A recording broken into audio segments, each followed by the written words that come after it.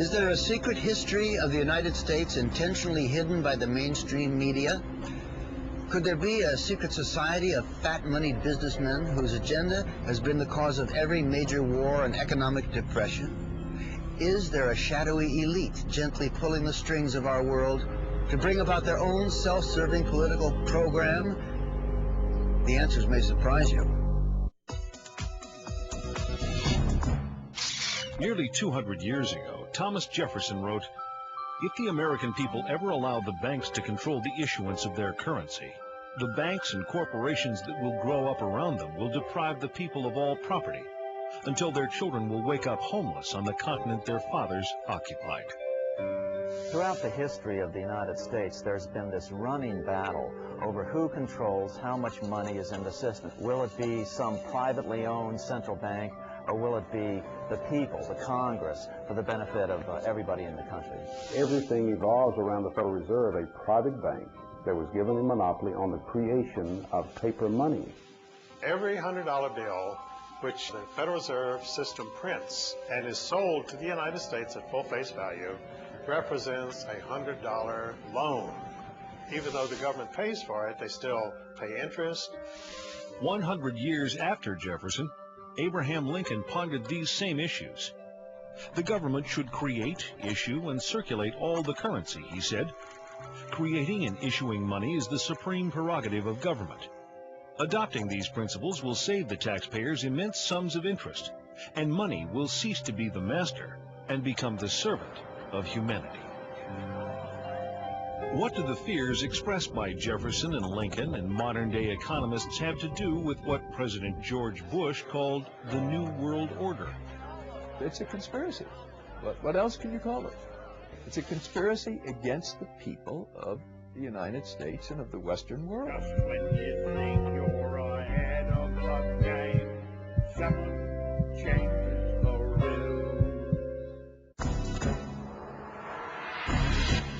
This week, we'll visit the scene of a crime so huge that most of you will not believe it to be real, and so perfect that even today, 86 years after the fact, few realize that the crime even took place. The creation of the Federal Reserve System was about more than just money. Some refer to it as the secret birth of a criminal conspiracy to rob the American middle class of its hard-earned wealth. Others believe it to be part of an attempt to bring the world under the control of a shadowy international elite that calls itself the New World Order. And through it all, we have wars, assassinations, and Martians. In fact, if it weren't for the Martians, you might have heard about this mother of all conspiracies a long time ago. We know now, within the early years of the 20th century, this world was being watched closely by intelligences greater than man's. On October 30th, 1938, the Mercury Radio Network interrupts the music of Ramon Raquello and his orchestra from the Park Plaza Hotel of New York City for a special news bulletin. The infamous War of the Worlds broadcast begins with its terrifyingly real description of an invasion from Mars. And before the night is out, 1 million people will run panicked into the streets. I'm extremely surprised to learn that a story which has become familiar to children through the medium of comic strips. After what has been a closely guarded secret for nearly 50 years, Orson Welles' original broadcast turns out to be no mere show business stunt. Should have had such an immediate and profound effect upon radio listeners. But instead was a complex psychological warfare test conducted by C.D. Jackson for the Rockefeller Foundation. When the results are compiled nearly 2 years later, they are released to an elite whose names most men will not speak of over a whisper. Among them groups like the Bilderbergers, Trilateral Commission, CFR, and the Federal Reserve. C.D. Jackson was the equivalent of being the head of the National Security Council in the White House under Eisenhower. He was the chief of psychological warfare. The breakthrough discovery that the War of the Worlds broadcast was actually a psychological warfare test is key to understanding why experts believe that the Federal Reserve, The Bilderbergers and other closed exclusive elite groups are pulling the strings that control our societies. Well, it's a fraternity. They have a common objective, and this common objective is to maintain control. America grew so rapidly and became wealthy so quickly that really we've always been the thorn in the side of this New World Order crowd. They've just never been able to get us completely under their control. So America is the target, and once they finally get us subdued, the rest of the world would fall very quickly. Moguls like the late J.P. Morgan, a man so excessively wealthy his likeness adorns the tycoon card in the board game Monopoly, are all safely cloaked behind their own carefully constructed versions of history. But are the private agenda of these select few woven permanently into the fabric of world economy? Are we simply the unwitting pawns in a game whose rules were written amidst the clandestine corridors of private social clubs 100 years ago or more? Hundreds of miles south of the banking capital of the world, New York City, just off the coast of Georgia, Jekyll Island provided a winter retreat to the rich and famous. This tiny ocean getaway was formerly owned by the monopoly man himself, international financier J.P. Morgan. Here, in a conclave intended to remain secret forever, 6 international bankers plan what is to become America's most powerful private institution, the Federal Reserve System.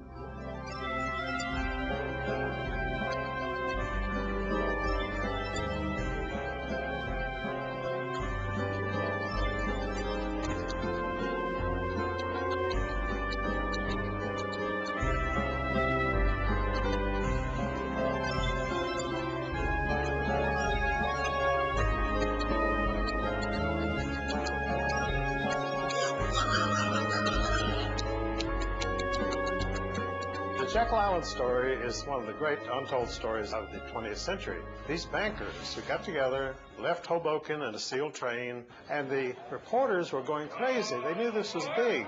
These were 5 of the biggest bankers in the world getting on this sealed train. The reporters wanted to know what the hell was going on. And they didn't know for years what had happened. It is at the urging of the famous poet Ezra Pound that Eustace Mullins begins his own personal search for the truth about the origins of the Federal Reserve. Ezra Pound's young artists and writers, friends, were killed during World War I. Ezra wanted to know why they died. Digging book by book, row by row, in the entire economics section of the Library of Congress, I found this little magazine with the Jekyll Island story in it. When I took that to Ezra Pound, he was so thrilled. It was the biggest discovery of his life. In fact, Ezra Pound called the Jekyll Island story the biggest detective story of the 20th century. But why? Andrew Gray, grandnephew of one of the 6 men who met to plot the creation of the Federal Reserve System, scoffs at talk of secret cabals. Well, I'm asked whether the Jekyll Island meeting can be automatically classed as a conspiracy. And the answer, first of all, is that the need for secrecy does not necessarily imply conspiracy. Very important legislation of any kind cannot be drafted in public forum. Back in 1910, they called themselves the Jekyll Island Club. Collectively, members represented more than 1/6 the wealth of the entire world. So anxious were they to keep any knowledge of their meetings secure, they used code names even when talking to friends. "We're going to Jamaica," they would say, and those in the know would understand they were traveling to Jekyll Island. The immediate excuse was the money panic of 1907, which was engineered by Jacob Schiff and the Rockefellers to gain control of some corporations they were after. And so then they said, look, we've got another nationwide panic, we've got to have banking reform. The birth of the Federal Reserve System, we know, was at Jekyll Island, Georgia, in a secret meeting that took place that was attended by Senator Aldrich, who was the chairman of the banking committee, and whose son I knew, incidentally, Winthrop Aldrich, when he was chairman of the Chase Bank. The Aldrich Bill, as it was initially called, received such violent opposition from Democrats and reformers like William Jennings Bryan that despite avid lobbying by the monopoly men, the bill quickly went down to defeat. Once the Aldrich Bill flopped, the bankers immediately moved to Plan B. It didn't work from trying to push it through with Republicans, so they tried to push it through with Democrats. We had, in 1912, a very popular president, a Republican named William Howard Taft. The bankers needed Woodrow Wilson to sign this act into law. He did not have much charisma. He had not a chance against William Howard Taft. Teddy Roosevelt. He was an explosion upon the political scene. Dynamic, outspoken, warm, colorful, exciting, inspiring. And under the surface was a man of ideals. You could say that J.P. Morgan really owned Theodore Roosevelt. You see, his right-hand man, vice president of his bank in New York, George Perkins, lived at the White House. He was the liaison man with the president. And so they drug Theodore Roosevelt out of obscure retirement. Roosevelt formed the Bull Moose Party and split the Republican Party and elected Woodrow Wilson. That's the only way they could do it. Woodrow Wilson, immediately after his inauguration, called a special session of the Congress to do away with the protective tariff, which had been the thing that had built this country. The second thing that happened was that the income tax came in. And the final thing was the creation of the Federal Reserve, which took place in December, around the Christmas holidays in 1913, that put the cap on this whole revolution. Most of the senators had gone home for the Christmas holidays. We call that in legislative circles having the skids greased. And the skids were greased, and they just slid it right on through. Without much fanfare, the president signed it. It became law of the land. One of the major opponents during the Federal Reserve Act battle was Representative Charles Lindbergh from Minnesota, who, interestingly enough, was the father of aviator Lucky Lindbergh, the first guy to cross the Atlantic Ocean solo. And Lindbergh fought them tooth and nail and referred to the Federal Reserve Act as the worst legislative crime ever perpetrated in the history of the United States. And that may indeed well be true. By 1916, even President Wilson was worried. He lamented, "The growth of the nation and all our activities are in the hands of a few men." Near the end of his life, Wilson said that he had been deceived into signing the Fed into law, reportedly murmuring just before he died, "I have unwittingly ruined my government." In law, when any people meet together to plot to rob somebody, that becomes a criminal operation. It can never be anything else. Throughout its subsequent history, it can never overcome that initial criminal beginning. And that's where we are today, a criminal syndicate. That's all it is. It's all it ever has been. Did the creation of the Federal Reserve represent a takeover of the United States by shadowy international financiers? Certainly, the Fed was designed to serve somebody's interest, but whose? Not the American banking community. It was the international banking community. The Morgans were an international family. The fortune had first been made in England, but they were allied with the Rothschilds and others in England, and one of their agents drafted the script for the Federal Reserve. The Rothschild family is one of the wealthiest families the world has ever known. By the early 1800s, they established themselves as the most important bankers in all Europe. By the end of the 19th century, they're said to control half the wealth of the world. As Rothschild biographer Derek Wilson explains, Rothschild critics have justification for their anxiety. The House of Rothschild is immensely more powerful than any financial empire that has ever preceded it, and it's able to control governments behind the scenes, secretly. Economic power, political power go hand in hand, and it's like Mayer Rothschild of the Rothschild banking family in Germany said, "Give me control of the nation's monetary system, and I care not who writes their laws."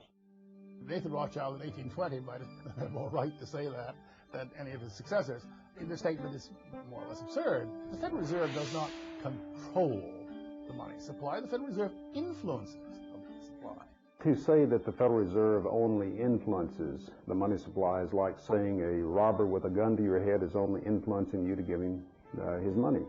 And of course, if you give him your money, you may be spared your life, but here again, you don't have your money anymore. there has been, in the last 30 or 40 years, a much greater international flavor to the activities of the Fed because the banking system has become global. And you could no longer regulate the U.S. money supply by simply via the domestic Federal Reserve banks.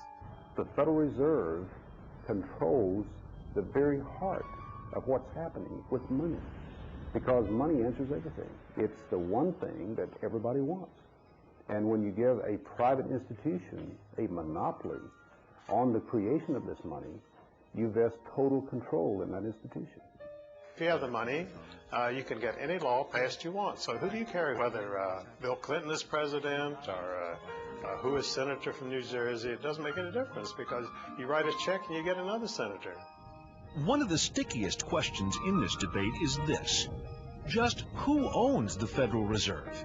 The City of London set the whole thing up. The Federal Reserve Bank of New York is principally owned by 5 merchant banks in London, chartered by the Bank of England.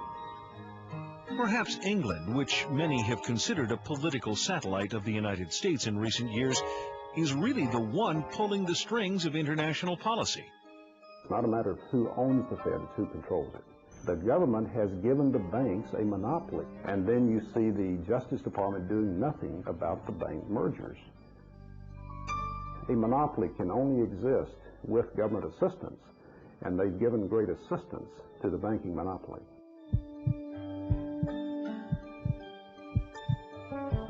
Perhaps the headiest allegation made against those who run the Federal Reserve is that they are responsible for 3 of the biggest tragedies of the 20th century: World War I, World War II, and the Great Depression.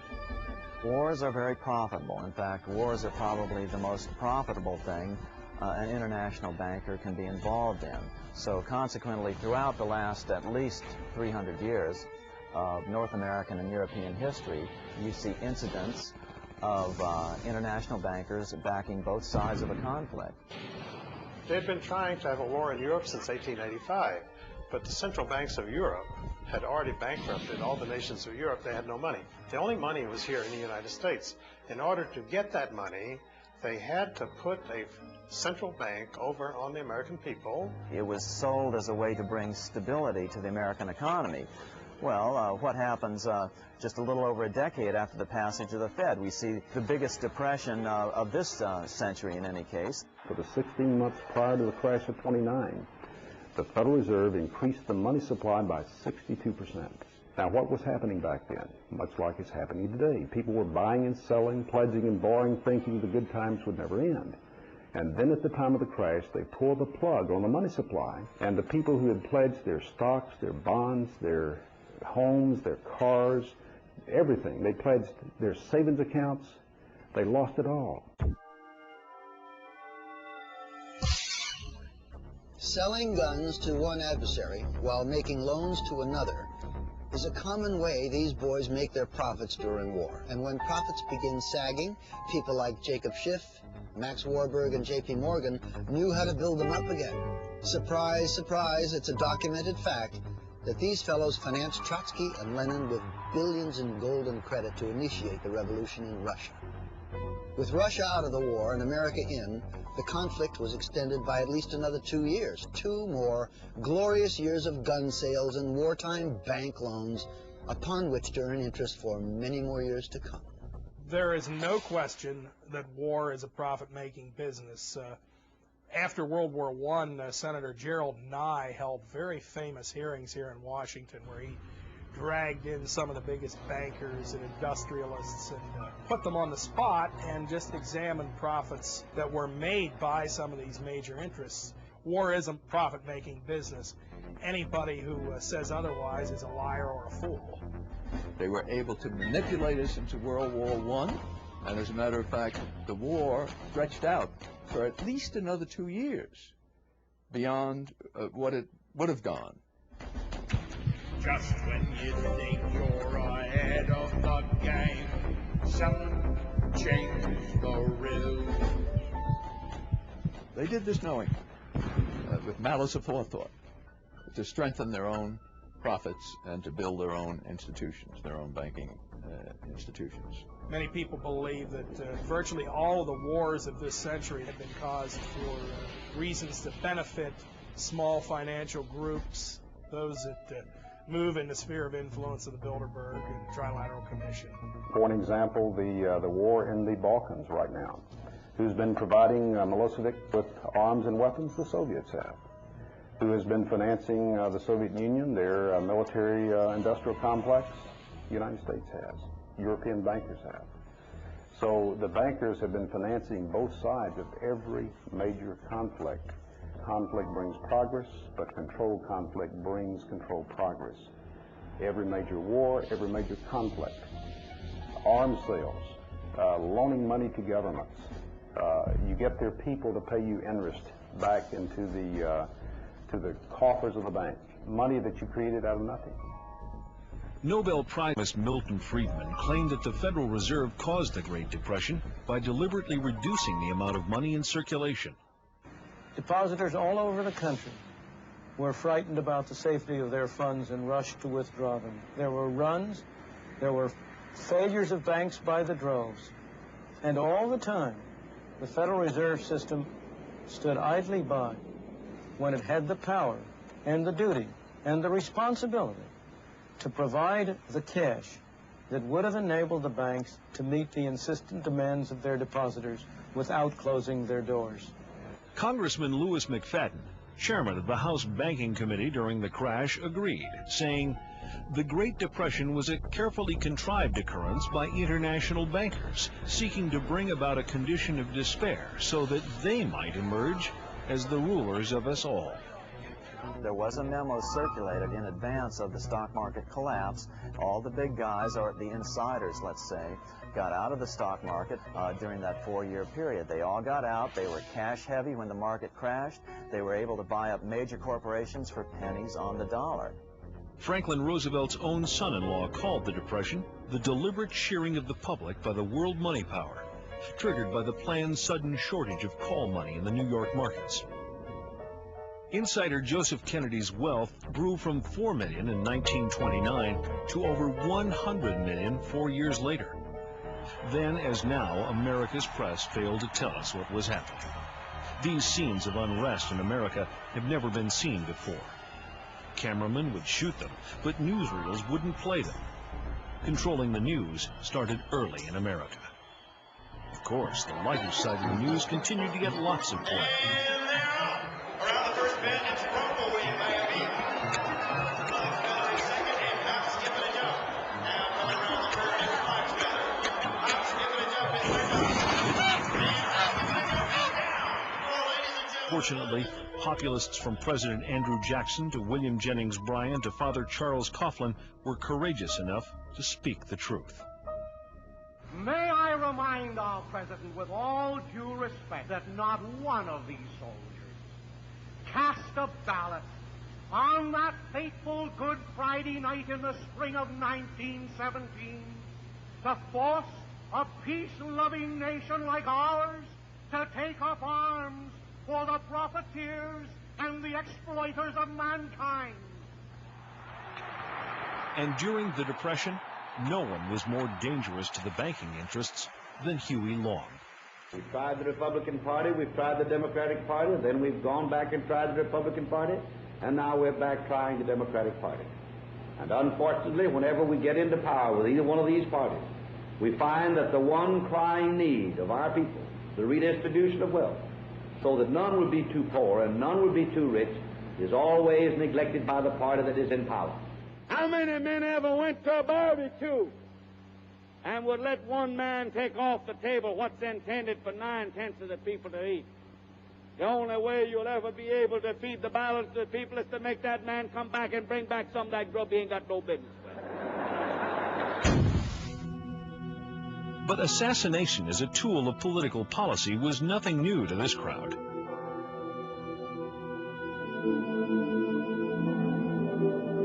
President Jackson, for example, in his era, he was the leading opponent of the privately owned central bank. Well, what happened to him was an assassin who was connected to international bankers, it was later found out, got right up to Jackson, stuck 2 pistols in his belly, fired both at the same time, both misfired.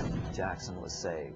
And interestingly enough, even though history books don't spend much time dwelling on this bank problem, Jackson himself numbered this as his leading accomplishment. In fact, on his tombstone, do you know what's on it?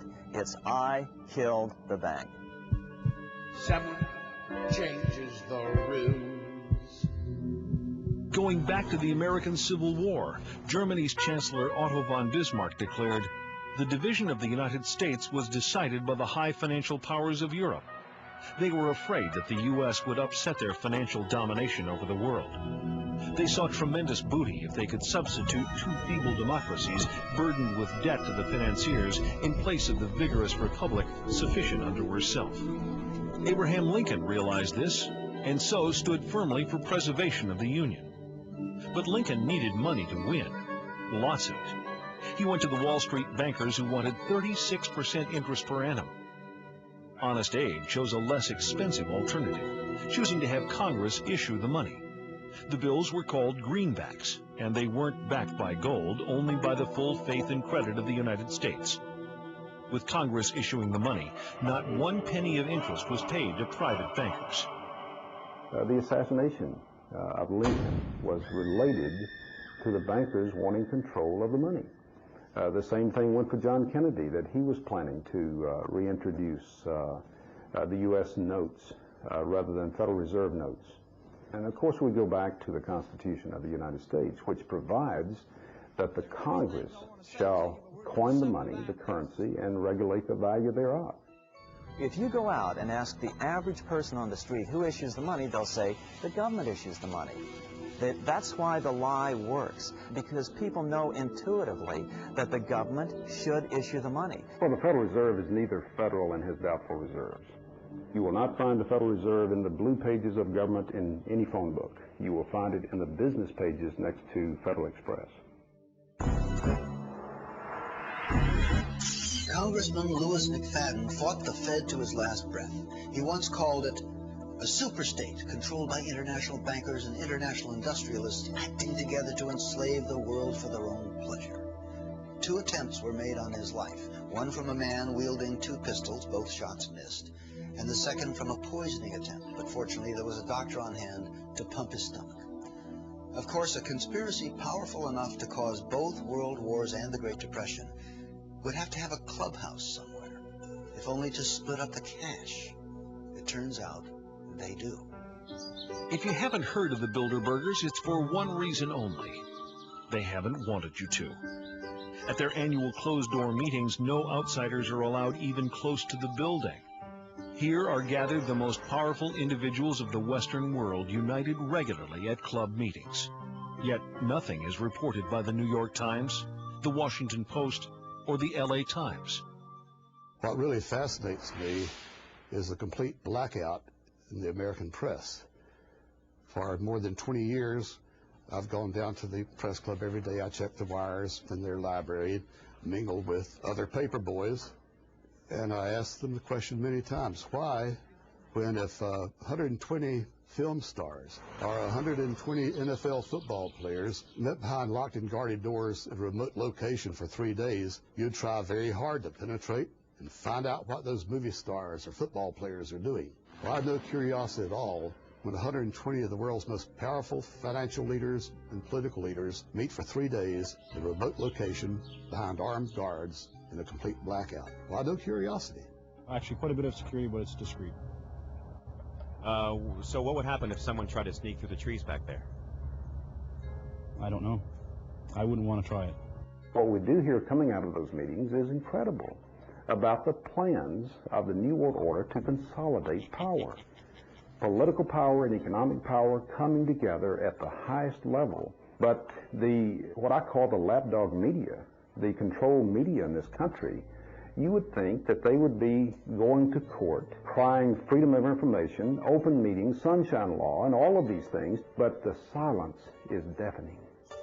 Attendees at recent Bilderberg meetings have included Presidential Advisor George Stephanopoulos, Senator Sam Nunn, David Rockefeller, former Senator Lloyd Bentsen, and Henry Kissinger.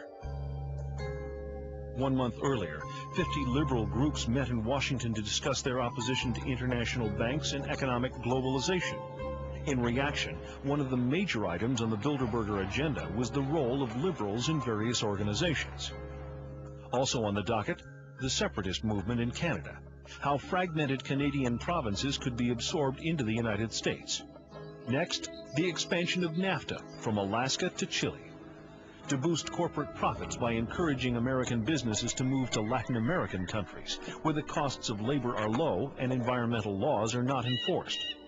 Do organizations like the Bilderbergers, the Council on Foreign Relations, and the Federal Reserve pull the strings of our lives like master puppeteers? Or are such ideas merely the paranoid ravings of conspiracy theorists? The people who call conspiracy theorists are not the conspiracy theorists themselves. We're talking about facts here. The Bilderberg Group does exist. The Federal Reserve does exist. The people who are members of the Bilderberg Group are also the people who do control the Federal Reserve. These are all facts. David Rockefeller himself thanked the media for keeping this all hushed up. If it wouldn't have been for you, then we wouldn't have been able to pursue our interests towards internationalism. They're conspiring to eliminate the United States as we know it through something as simple as the elimination of our national identity. Why is it the major media would deny this? Let's look at the ownership of the major media. Let's look at the roster of, say, the Bilderberg meeting.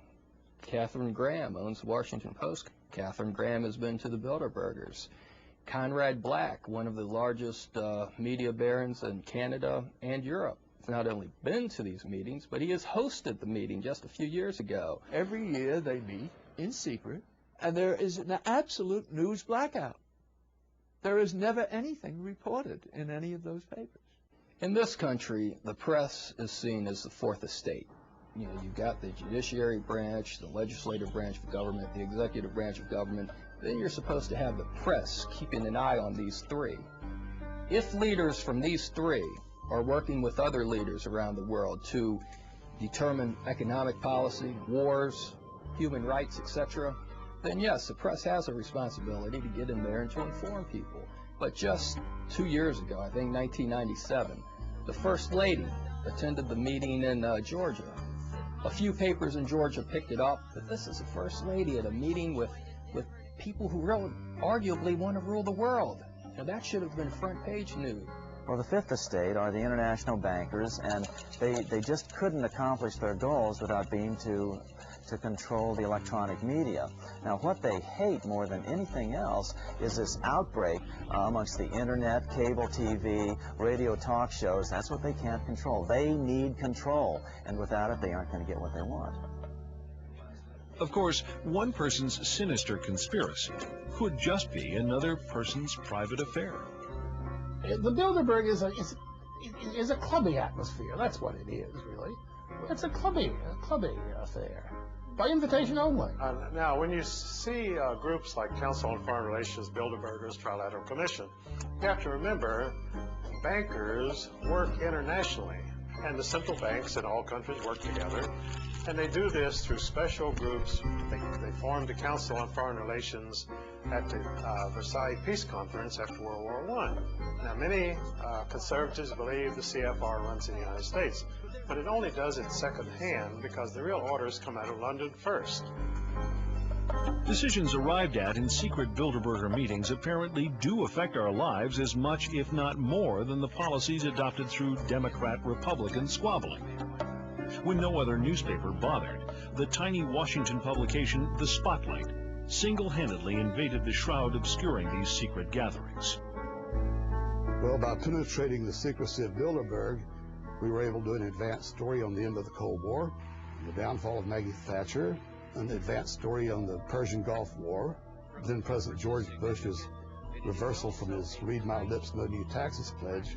The financial entities that dominate the Federal Reserve, the Bilderberg Group, are largely centered around the Rockefeller family and the Rothschild family.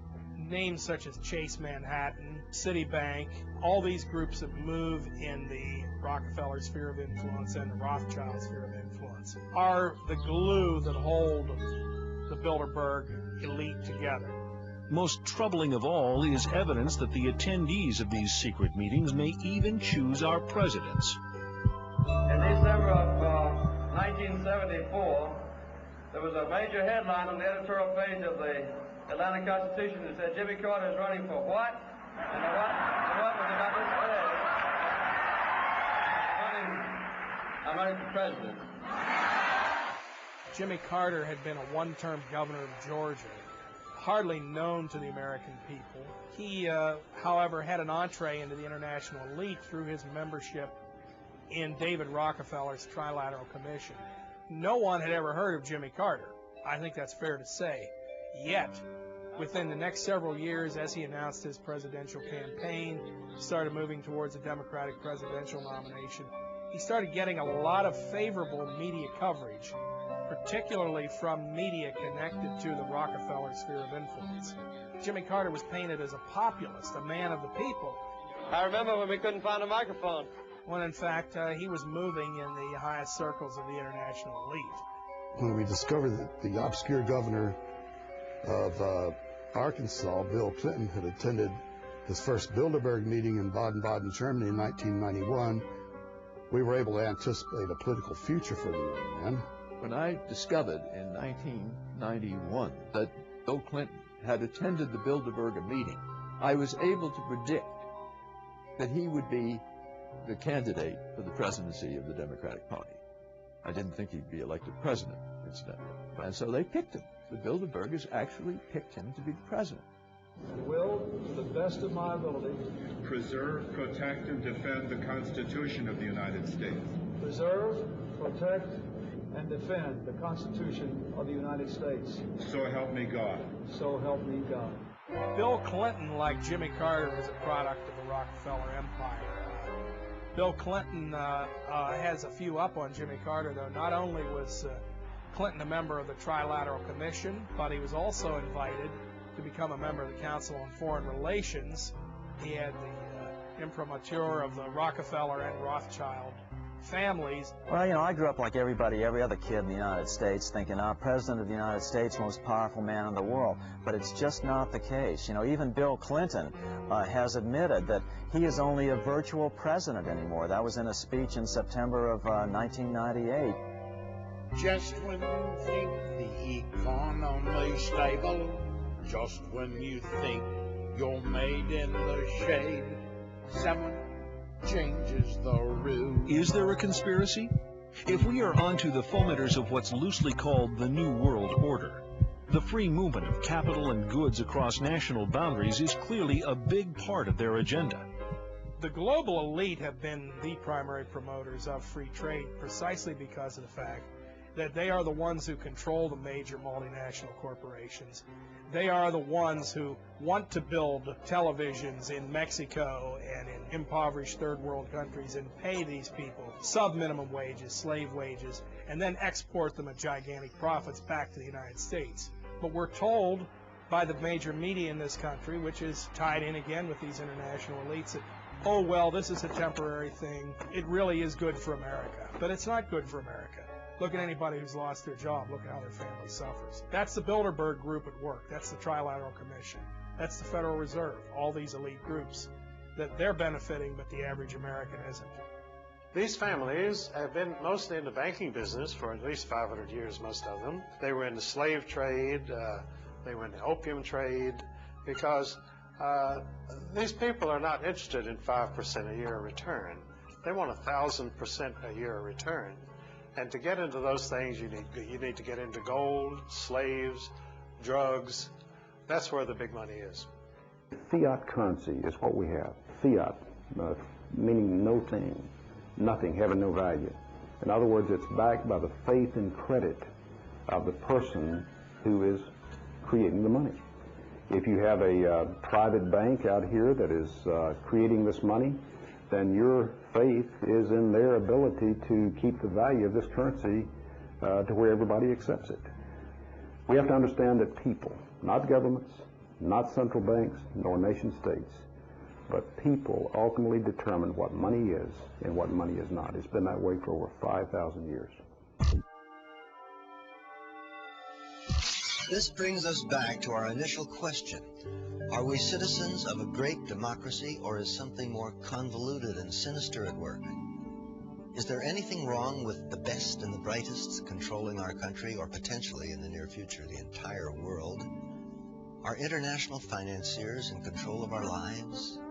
Are they masters of the universe? What's wrong with an elite ordering world events? There's a lot of things wrong with that. The American people, at least, have always been told that they control their own destiny through their elected representatives, but when you find their elected representatives behind closed doors, surrounded by armed guards who will not let the general public in, and they're making decisions that affect the future of the American people and the people of the world, then there are legitimate questions as to why this elite should be able to dictate things. The whole point of one world government is to eliminate the concept of nationalism. Now, why is eliminating nationalism bad if it would eliminate war? Well, the reason is, if old British Lord Acton's axiom, that is, absolute power tends to corrupt absolutely.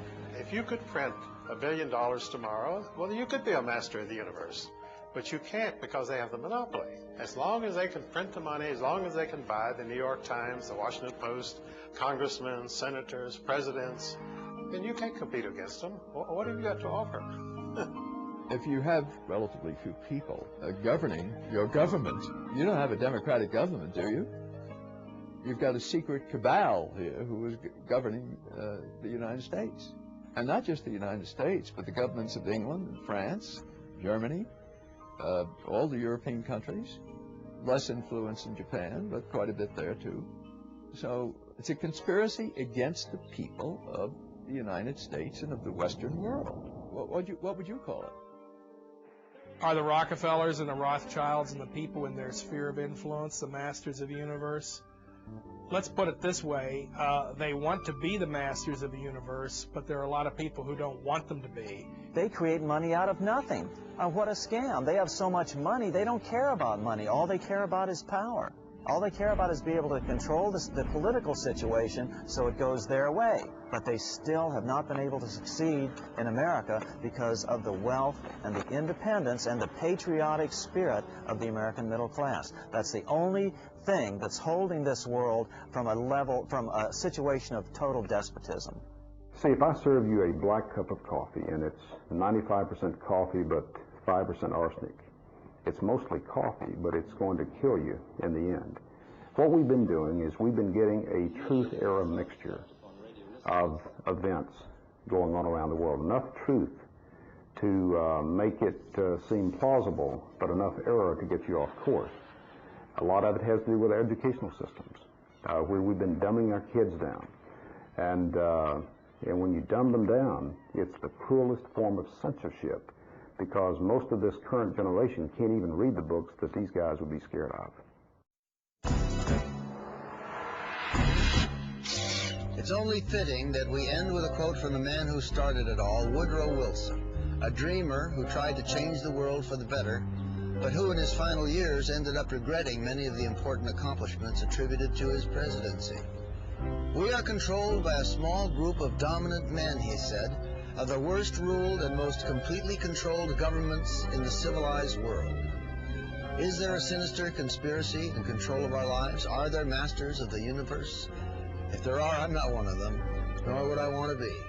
Democratic societies have always been the crowning glory of human civilization, and in a democracy, the people decide. They don't have their decisions made for them.